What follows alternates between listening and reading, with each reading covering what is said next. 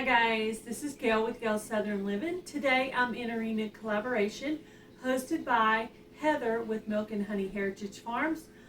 Hashtag hotncolddrinks, and I will put that on the screen right about here and in the description box.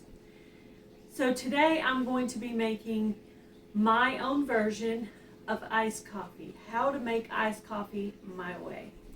Alright, so this is what I do.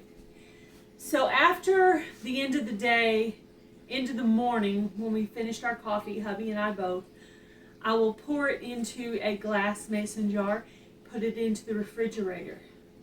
So you're starting with cold coffee, and I'm putting in 1 cup of cold coffee, and I'm going to do 1 cup of almond milk, but whatever kind of milk you use, or cream.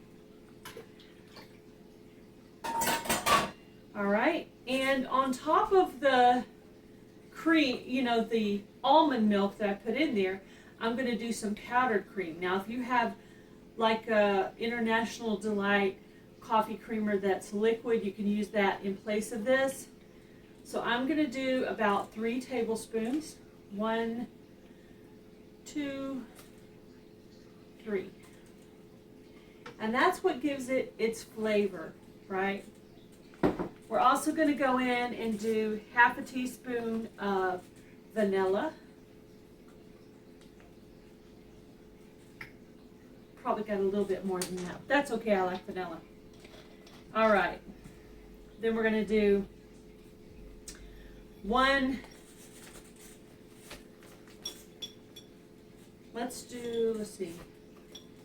teaspoon of instant coffee. You don't want to do too much of the instant coffee because it'll make it kind of bitter, but this does give it more of a kick if you're having one of those especially low days where you need some coffee later in the day. 1 teaspoon of instant coffee. This is optional. You don't have to do this. I just like it to have a little bit more coffee flavor. And 1 teaspoon of cocoa powder. All right. And you're going to do about 5 or 6 ice cubes. And then you're going to blend it up.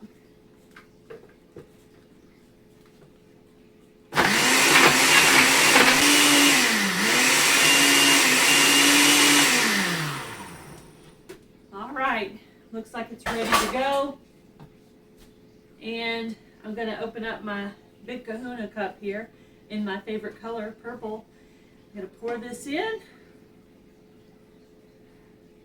Look at there, that's the perfect amount for my big cup.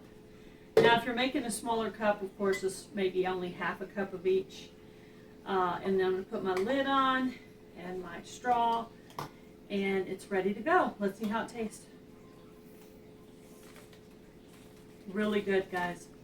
You're going to love this. I hope you'll give it a try.